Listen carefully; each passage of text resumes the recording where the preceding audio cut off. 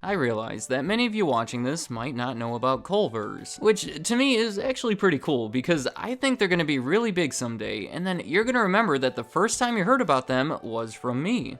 But I'm going to guess that well over half of you already know about them. They're a fast food restaurant that started as one location in a small town in Wisconsin in the 1980s, grew into a regional chain in the Midwest, and today have spread across half the country. They're not quite McDonald's just yet. They're about a 20th of the size in the US, but it's respectable. They haven't made their way into California or New York just yet, two of the biggest markets, and it might be a little difficult. Culver's has somehow maintained that small town in Wisconsin type feeling. I don't know how well that would go over in those areas, but they've already brought it much further than many people thought they could. You know they're looking into it too. On their franchising site, everywhere that's not currently available, they've identified as a future market. If you haven't been to Culver's, I don't know what to compare it to. It's not completely unlike a typical fast food restaurant, but there are some distinct differences. So today, I'd like to focus on those differences, along with other reasons for their success, and in doing so, hopefully explain how they grew to this size and why I think it's just going to continue. The first reason for their success, I'm gonna say, is their leadership. Craig Culver is the main guy responsible, and his experience, dedication, passion are all qualities I'd say are almost essential to lead a company like this. Here, let me tell you how it came to be. Culver's has always been a family business, going back to the beginning. Craig's parents were in the restaurant business, going back to 1961 when he was 11 years old. That's the year they bought this A&W restaurant in a small town in Wisconsin. He would work there and be part of things basically through the rest of his childhood. Around the time he left for college, 7 years later in 1968, his parents sold the A&W so they could purchase a different restaurant called Farm Kitchen in a nearby town. Now, over in college, Craig had actually earned a biology degree and told his family that he wasn't interested in working in their restaurants anymore. But he had trouble finding work, and his sister knew this guy that owned a McDonald's in Madison, Wisconsin. Through that connection, he ended up managing that McDonald's for the next 3.5 years. I don't believe that's what he wanted to do at the time, but it ended up being a bit of a blessing in disguise. Over at McDonald's, he learned all about managing a restaurant and how the franchising end of things worked, and after those 3.5 years, he felt confident and ambitious enough to pull away and operate his own restaurant. But he didn't have the money, so he approached his father with the idea of rebuying that exact same A&W restaurant that they sold 8 years earlier. His father agreed to it, and they ended up running that restaurant together for the next 6 years. You know, with the Culver family, it seems like things just keep repeating themselves, because in 1982, again, they sold that A&W in favor of buying a different restaurant. And you're not gonna believe this,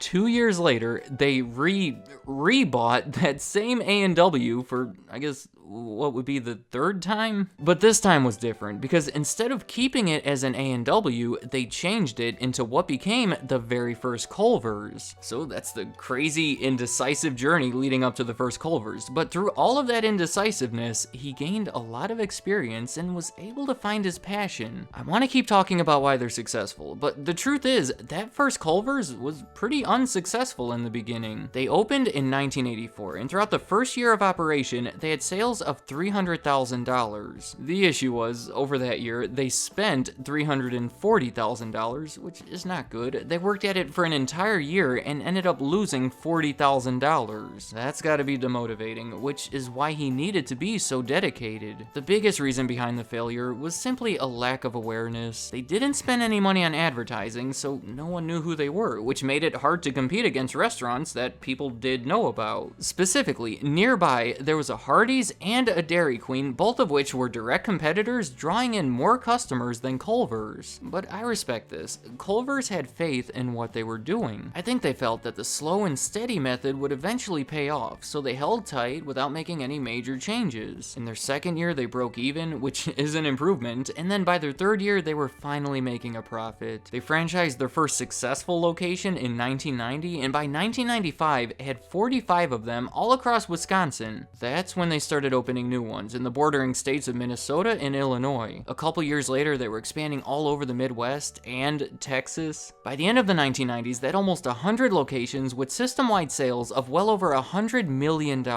Compare that to today, they have over 700 locations with over $1.6 billion in sales. So let's continue with why they're successful. The next one is a unique menu. This is a fun one to talk about. They don't sell hamburgers, they sell butter burgers, which is just a hamburger with a little butter on the bun and then they toast it. It provides a unique taste, but I think the real genius is in the name. A butter burger.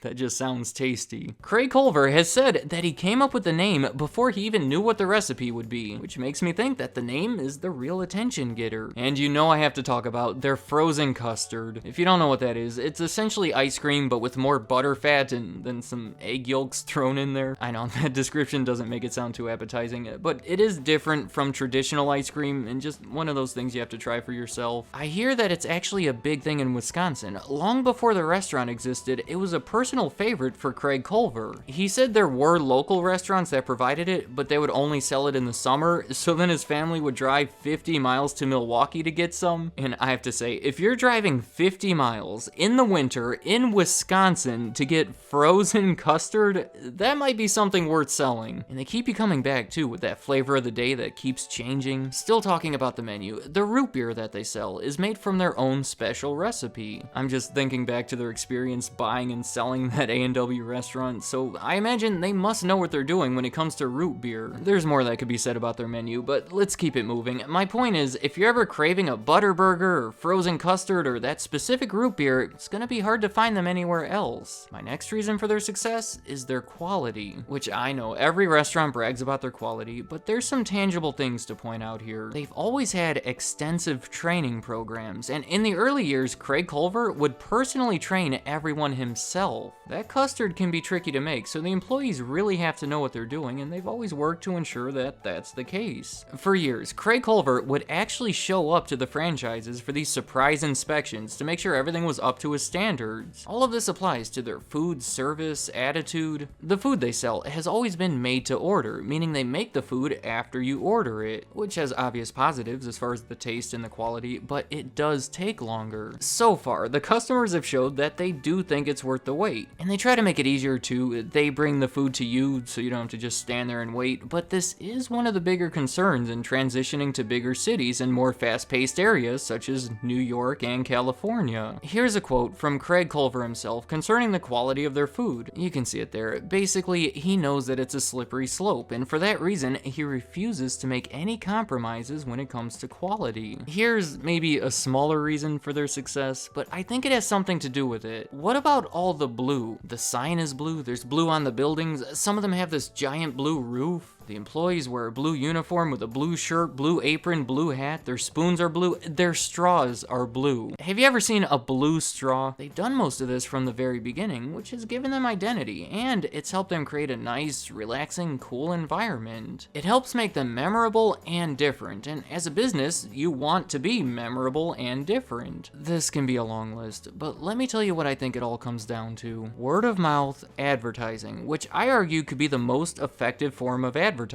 It's how they got through their shaky beginnings, and it's a big part of their plan today. Let me know if this is the case for you, but Culver's tends to be one of those places that you first see when you're out of state. You end up eating there and have a pretty nice, unique experience. Then, when you come back home, you start telling people about this cool new restaurant you went to. Then when that person sees one while they're traveling, they remember what you said about it, and then they go in and try it for themselves. The cycle continues, and then a few years down the line, one of them actually opens up in your area. And by then, half the town is already excited about it, so it ends up being successful. It's a way to naturally grow awareness that eventually turns into business. The key piece in all of this is that original experience has to be memorable enough for you to go and tell other people about it. And the way they ensure it's memorable is through everything I've been talking about. The unique menu, the high quality food, the friendly environment, the blue, to an extent. They have everything in place for this plan to work, but the major drawback to this plan is that it takes forever. The growth is safer, it's stronger, but it's slower. It's essentially the slow and steady technique. There's never been a giant breakthrough period for them. Looking at any part in their history, they've always taken their time. For example, the first Culvers opened in 1984, and 3 years later, they attempted to franchise a second location. The attempt did not work out so well, so instead of rushing into trying it again, they waited another 3 years. And because that one was slow and methodical and they learned from their mistake, it was a success. They've always kept that same mentality. Even today, they could probably push a little harder with their expansion,